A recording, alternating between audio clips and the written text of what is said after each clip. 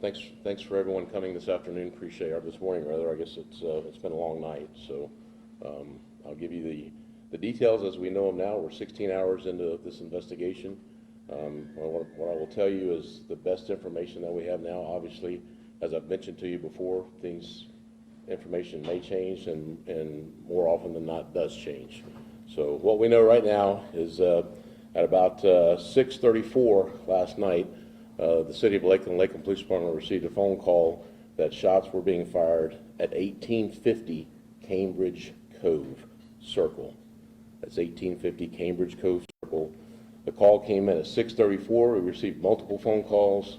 First officers arrived on the scene at 6:36, 2 minutes later. Once the officers arrived on the scene, they located 4 individuals on the scene in a 2023 Toyota RAV4. They located Jaquez Norton, spell the first name for you, Jaquez Norton, Norton. He was a 3-year-old. He was deceased in the back seat of the RAV4. They located a Robert Enzing, Einzig, Hispanic male, 23 years of age, suffering from a gunshot wound, which was non-life-threatening, in his lower body. They located Yamari, and I'll spell that for you, as Yeimarie, Baez, 21 years of age. She had no injuries. She was the mother of Jaquez Norton, and an infant 3-month-old female who had no injuries. LPD began receiving reports after we arrived at the scene that a white Dodge Challenger was also involved in this event. The Challenger was seen headed towards the scene before the shooting on Kathleen Road, northbound on Kathleen Road, just prior to the shooting, and it was also observed leaving the shooting southbound on Kathleen Road. Around 7 p.m., the police department was also notified that a black male by the name of Kemarius, Kemarius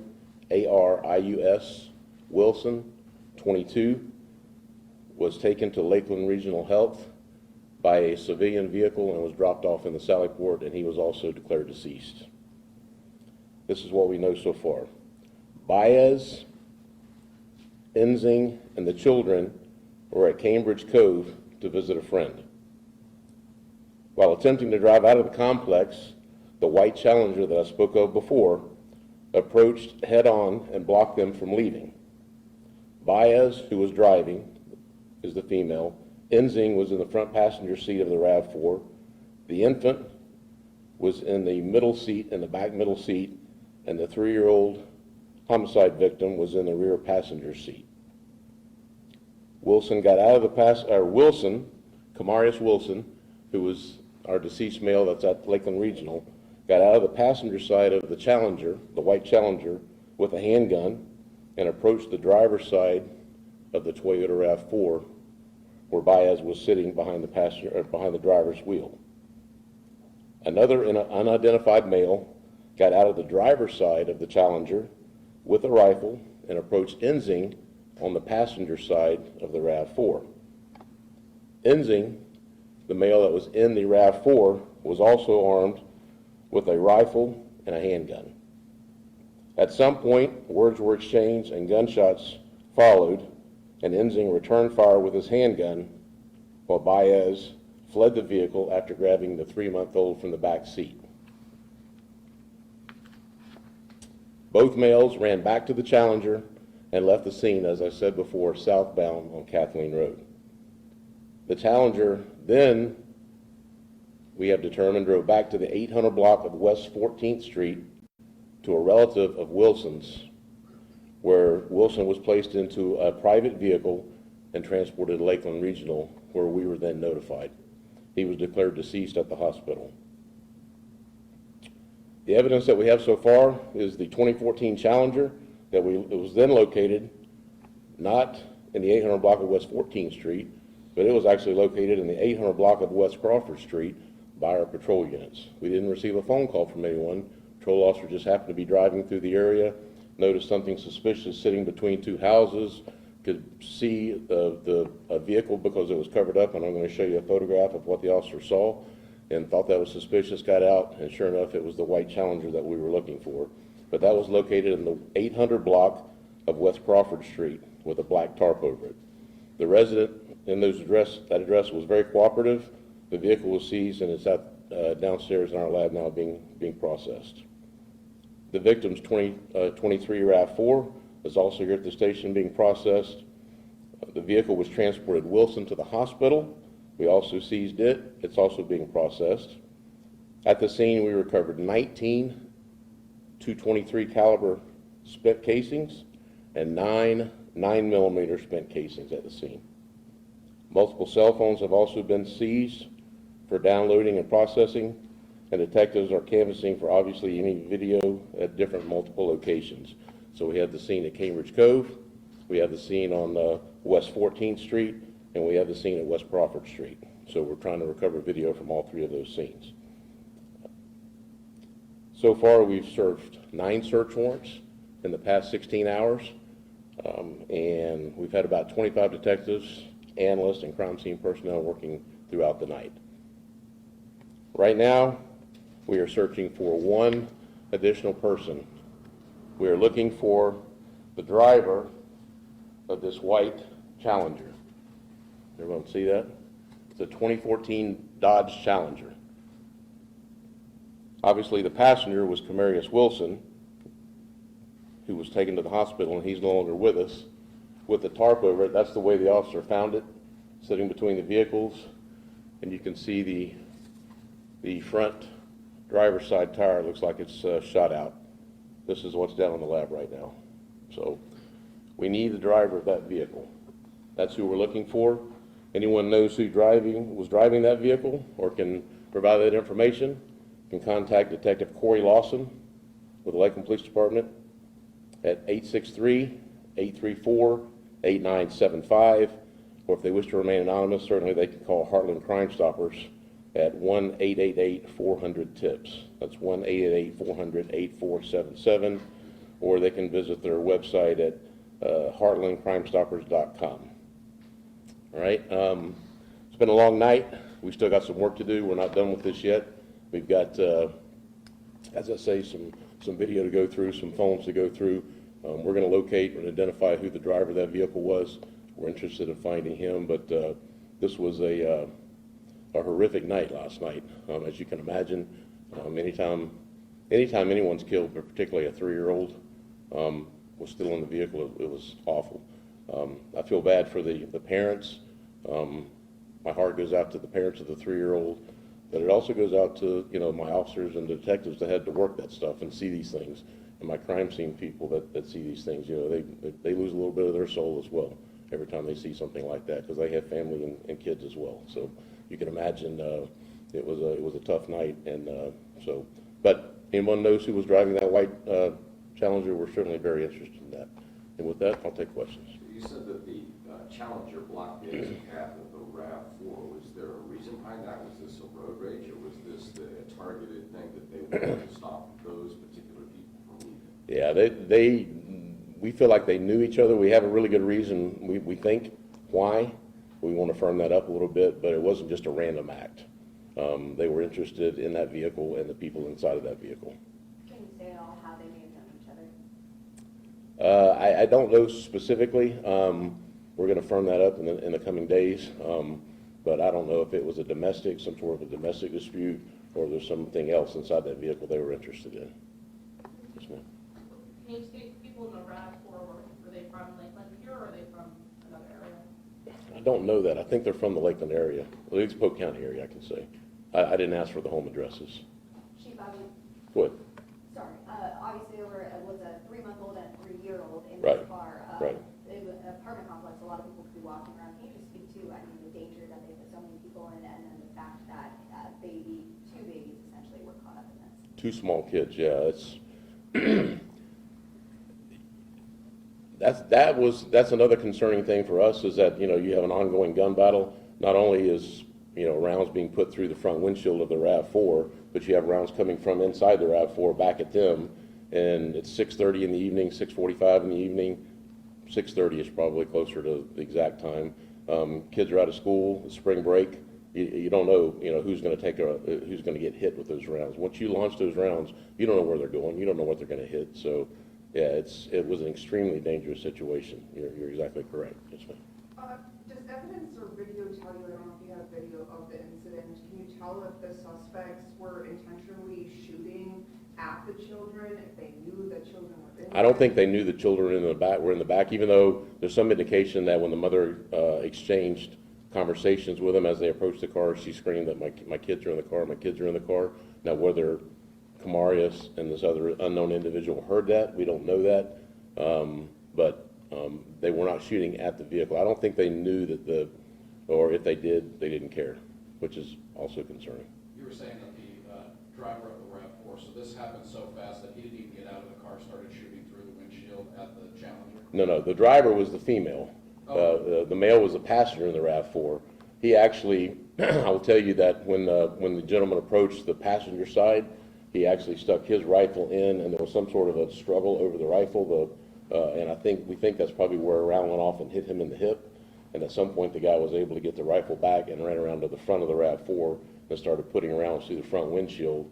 And we have rounds that went through the front windshield, went through the front passenger seat, and that's where they struck the 3-year-old who was sitting in the back seat behind the passenger seat. When you launch those 223 rounds, they will go through windshields, cars, people, and they just continue to go. They are So traveling at a very high rate of speed. The passenger in the RAV4, he's alive, He is alive. and then but he returned fire. He did. He had his own 2 weapons. He had a rifle and a handgun in the car with him. Did he use both? He used the handgun. Is he charged or expected to be charged with it? Right now, he's not charged with anything. Are the surviving persons involved in this investigation cooperating? They are cooperative. I don't know, they're cooperating. They are somewhat cooperative. I'll leave it at that. We're having to work kind of harder than you would think. Was the driver of the RAV4 the mom? The driver of the RAV4 was the mother, yes. Do you think the mother or the passenger was the target? I don't know that either one of them was I don't know. It could be both. It could be neither. It could have been some sort of domestic thing. We're still trying to flesh through that. So I don't know the proper answer to that question. And you said that the Challenger was found with a tarp over it. Yes. Was it in a garage? Was it at Parked between 2 houses. If you go in that area, the houses are fairly close together, and it was pulled in between 2 houses with a tarp pulled over the top of it. So And you said you talked to the homeowner where the car was? we did, yes. Does he know that car? He does not. He told us he did not know who put the car there or how the car got there. And you don't have a name, suspected name or identity of that driver of the Challenger at this point, right? We do not. That's who we're looking for, and we will find out who that is. Trust me, we've received some tips already, and I think we're getting closer and closer as the hours go by. But right now, we don't have a firm location, and we don't know if that guy is actually or girl. I think it's a male. I don't think there's any indication it was a female. May also be suffering a gunshot wound as well. So we don't know that. Was that Challenger stolen? Do we know that? It's not. No, it's actually registered to a person in Plant City, and we went out to the house in Plant City, and we haven't contacted that owner as of 3 or 4 hours ago. They weren't home, so we're still trying to. That's one of the other things we're trying to run down. The registered owner. Good question. Are you guys concerned about retaliation in this situation? You got a man that seems to be defending his car, and people dying to these animosities. Yeah, anytime it is a very heated, as you can tell, as you can understand, situation. So yeah, we're always somewhat concerned about that. Other family members, I would encourage them, channel that rage a little bit. Tell us who did it if you know who did it, and you have information who did it. Don't go out and take care of it yourself. You're just going to find yourself going to prison. So let us take care of it. Call us. What is the mom saying about this whole incident? We interviewed her last night. She's still pretty shook up. She's still trying to process what happened. Certainly it was a very traumatic scene for her, so I don't want to go into great detail what she was saying. But she did know Camarius, who came to the window. She did not know the other guy. She wasn't wounded. She was not wounded, no. She grabbed the 3-month-old and ran. And she knew Camarius, but she didn't know the other. We showed her a couple of photo arrays, and she wasn't able to pick out who the driver of the Challenger was. Do we know the mother's relationship to the passenger in the RAV4 prior to that? We do. I don't think there's any relationship. They may be boyfriend, girlfriend, or just friends, some sort of a friendship. Yeah, they knew each other. I just want to clear up a few things. Were you releasing the license plate number of the white Dodge Challenger? Is that important? I think we can release that, yeah. Yeah, we'll get that to you. And then there were just 2 guns involved in this incident, one from the white Challenger and one from the RAV4? We've recovered 2 weapons. The 2 weapons that were in the RAV4. We have not recovered any of the weapons that were in the Challenger as of yet. We recovered the Challenger. We've done a cursory search of the Challenger after obtaining a search warrant, and we haven't located any weapons. We're interested in the 9mm and possibly a rifle that was being fired from the Challenger. Okay, so each gentleman had a gun that got out of the Challenger? Correct. All the males had a weapon. There were 3 males involved. All 3 males had a weapon. Okay. The only one that didn't have a weapon was the female. So the driver and the passenger of the Challenger both got out with Yes, guns? correct. One went to the driver's side, one went to the passenger side. And they both opened fire? We know for a fact that the 223 opened fire because we've got the casings on the ground. The 9mm, I don't think we know for sure if Camarius opened fire. Camarius had the 9mm. We don't know if he opened fire or not. We haven't. We're still processing that to find out. So which guy had the rifle in the Challenger? The driver of the Challenger who went to the passenger side of the RAV4, and also the passenger of the RAV4 had a rifle and a handgun. He did not fire the rifle. He fired the handgun. 9mm. Returning fire, 9mm, correct. And those were the 9mm casings that we recovered on the passenger side of the car. Sorry, one more clarification. Sure. In terms of the shots fired, I know you said words were exchanged, shots fired. Who fired first again? Excuse me. I don't think that we know that yet. Yeah. With the 2 guns that were, you recovered, are they legally registered to? They are. They're legally owned. He does not have a criminal history. He does not. He had every legal right to own those weapons. Is there a crime stoppers reward for it? $5,000. Thank you. I should have said that. Yes, thank you. It's $5,000 reward for any tips that lead to the arrest of the driver of the white Challenger. So, right. Good enough. If you guys have any additional questions, we can certainly answer those, and we'll give you any updates if we get them and if we make an arrest. But right now, we're just looking for the one driver of the Challenger. So. Is there video from the Sally Port? Video from the Sally Port of. The hospital where the Challenger dropped off? Oh, I'm sure it's video. I'm sure we have it. Yes. Is this neighborhood typically No. a neighborhood where police would respond to? Have you seen crime activity in this area? I wouldn't say it's a typical where I mean, it's just like any other apartment complex. We get our normal loud musics and, things along those lines, but it's not a particularly dangerous neighborhood, if I'm understanding your question. It's not anything I would classify as that, so. What other entities are you guys working with the registered owner of the Challenger being in Plant City? As far as agencies that we're working along, ATF, we've been in contact with. Polk County Sheriff's Office is helping us out, and FDLE, I believe, and the FBI. So that's helpful. All right. Thank you, guys. Appreciate it.